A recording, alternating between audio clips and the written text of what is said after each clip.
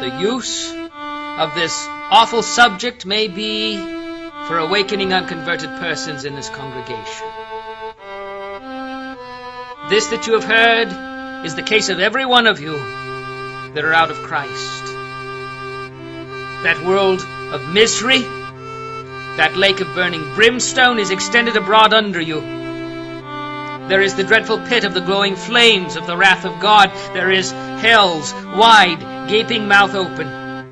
And you have nothing to stand upon, nor anything to take hold of. There is nothing between you and hell but the air, and it is only the power and mere pleasure of God that holds you up. You probably are not sensible of this. You find you are kept out of hell, but do not see the hand of God in it.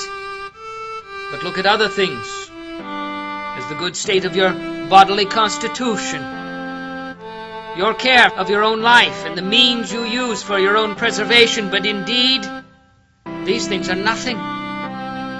If God should withdraw his hand, it would avail no more to keep you from falling than the thin air to hold of a person that is suspended in it. Your wickedness makes you, as it were, heavy as lead, and to tend downwards with great weight and pressure towards hell. And if God should let you go, you would immediately sink and swiftly descend and plunge into the bottomless gulf. And your healthy constitution, and your own care and prudence, and your best contrivance, and all your righteousness would have no more influence to uphold you and keep you out of hell than a spider's web would have to stop a falling rock. Were it not for the sovereign pleasure of God, the earth would not bear you one moment. For you are a burden to it. The creation groans with you. The creation is made subject to the bondage of your corruption, not willingly. The sun does not willingly shine upon you to give you light to serve sin and Satan. The earth does not willingly yield her increase to satisfy your lusts, nor is it willingly a stage for your wickedness to be acted upon. The air does not willingly serve you for breath to maintain the flame of life in your vitals, while you spend your life in the service of God's enemies. God's creatures are good, and were made for men to serve God with, and do not willingly subserve to any other purpose, and groan when they are abused to purposes so directly contrary to their nature and end. And the world would spew you out, were it not for the sovereign hand of him who hath subjected it in hope. There are black clouds of God's wrath now hanging directly over your heads, full of the dreadful storm and big with thunder, and were it not for the restraining hand of God, it would immediately burst forth upon you. The sovereign pleasure of God for the present stays his rough wind. Otherwise it would come with fury, and your destruction would come like a whirlwind, and you would be like the chaff of the summer threshing floor.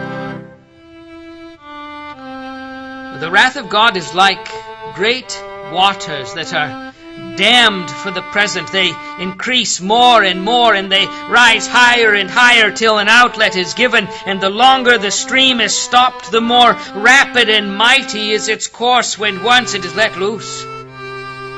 It is true that judgment against your evil works has not been executed hitherto. The floods of God's vengeance have been withheld, but your guilt in the meantime is constantly increasing, and you are every day treasuring up more wrath. The waters are constantly rising and waxing more and more mighty, and there is nothing but the mere pleasure of God that holds the waters back, that are unwilling to be stopped and press hard to go forward. If God should only withdraw his hand from the floodgate, it would immediately fly open, and the fiery floods of the fierceness and wrath of God would rush forth with inconceivable fury, and would come upon you with omnipotent power. And if your strength were 10,000 times greater than it is, yea, 10,000 times greater than the strength of the stoutest, sturdiest devil in hell, it would be nothing to withstand or endure it. The bow of God's wrath is bent. The arrow is made ready on the string. And justice bends the arrow at your heart and strains the bow, and is nothing but the mere pleasure of God, and that of an angry God, without any promise or obligation at all, that keeps the arrow one moment from being made drunk with your blood. Thus all you that never passed under a great change of heart, by the mighty power of the Spirit of God upon your souls, all you that were never born again and made new creatures, and raised from being dead in sin to a state of new and before altogether unexperienced light and life, are in the hands of an angry God. However you may have reformed your life in many things, and may have had religious affections, and may keep up a form of religion in your families and closets and in the house of God, it is nothing but His mere pleasure that keeps you from being this moment swallowed up in everlasting destruction.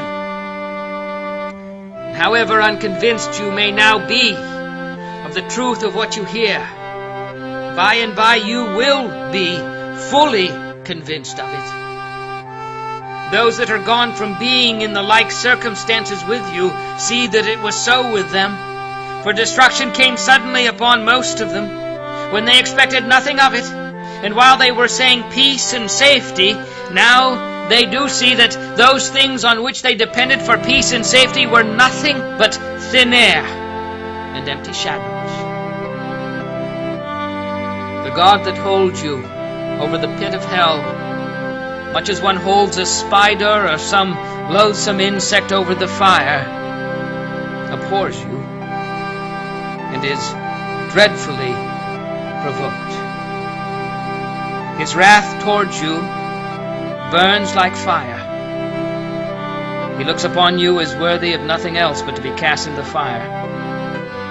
He is of purer eyes than to bear to have you in his sight. You are 10,000 times more abominable in his eyes than the most venomous serpent is in ours. You have offended him infinitely more than ever a stubborn rebel did his prince. And yet it is nothing but his hand that holds you from falling into the fire every moment. It is to be ascribed to nothing else that you did not go to hell the last night, that you was suffered to awake again in this world after you closed your eyes to sleep. And there is no other reason to be given why you have not dropped into hell since you arose in the morning, but that God's hand has held you up. There is no other reason to be given why you have not gone to hell since you have sat here in the house of God, provoking his pure eyes by your sinful, wicked manner of attending his solemn worship. Yea, there is nothing else that is to be given as a reason why you do not this very moment drop down into hell.